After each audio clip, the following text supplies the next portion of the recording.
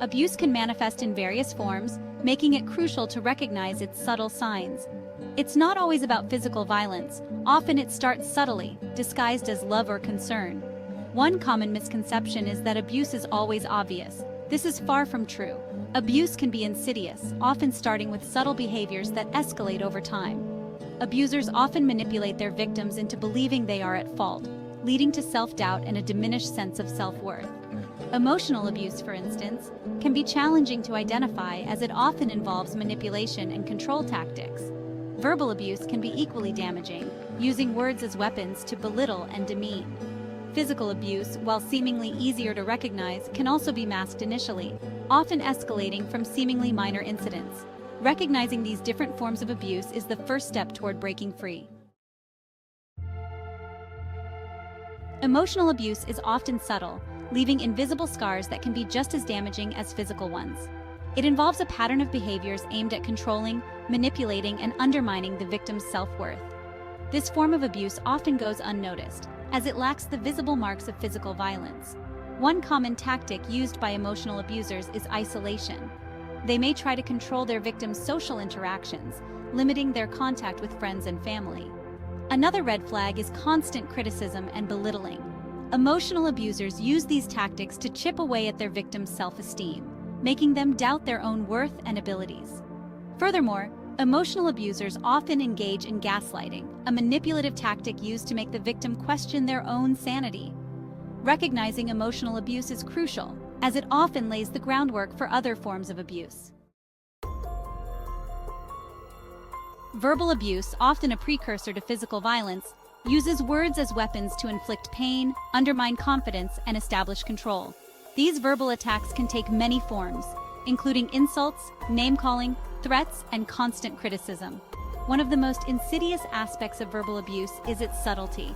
It often starts with seemingly harmless jokes or backhanded compliments, gradually escalating into more hurtful and demeaning language. The abuser may use humiliation and public degradation as a way to control and silence their victim. Moreover, verbal abusers often use threats as a means of control. These threats create an environment of fear and intimidation, making it difficult for the victim to assert their boundaries or seek help. Verbal abuse is never acceptable, and it's essential to remember that you deserve to be treated with respect and dignity. Section 4. Physical abuse. When actions speak louder than words. Physical abuse is often the culmination of emotional and verbal abuse, escalating from subtle acts of aggression to overt violence. It encompasses any physical contact intended to cause harm, pain, or intimidation. This can range from pushing, slapping, and hitting to more severe forms of violence like choking, burning, or using weapons. Often, physical abuse starts subtly, disguised as accidental bumps or roughhousing. These incidents may seem minor initially, but they often escalate over time, becoming more frequent and severe. Abusers may try to justify their actions by blaming the victim, claiming they were provoked or deserved the abuse. One of the most dangerous aspects of physical abuse is its cyclical nature. The cycle often begins with a tension-building phase, followed by an explosion of violence. If you are experiencing physical abuse, it's crucial to prioritize your safety and seek help immediately. Section 5. Breaking free, seeking help and support. Breaking free from an abusive relationship can be challenging, but it is possible and essential for your safety and well-being.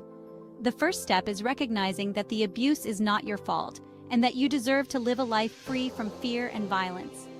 Reaching out to a trusted friend, family member, therapist, or domestic violence hotline can provide you with the emotional support and practical guidance you need. These individuals can offer a listening ear, validate your experiences, and help you develop a safety plan to leave the abusive situation. Creating a safety plan is crucial when leaving an abusive relationship, as it can help mitigate risks and ensure your safety. This plan may involve identifying safe places to stay, securing important documents, and having a bag packed with essentials in case you need to leave quickly.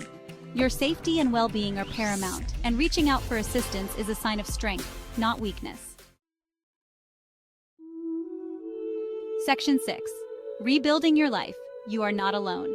Rebuilding your life after an abusive relationship takes time, courage, and self-compassion. The journey may be challenging, but healing is possible. and you deserve to thrive in a life free from abuse. Surround yourself with a supportive network of friends, family, or a therapist who can provide encouragement and understanding as you navigate this new chapter.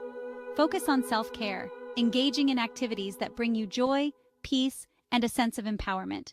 This could include hobbies you love, spending time in nature, practicing mindfulness, or pursuing personal growth opportunities.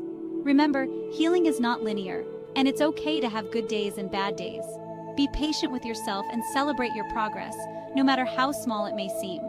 Reclaiming your life after abuse involves rediscovering your strength, resilience, and self-worth. Your strength and resilience can inspire hope and remind others that a brighter future is possible.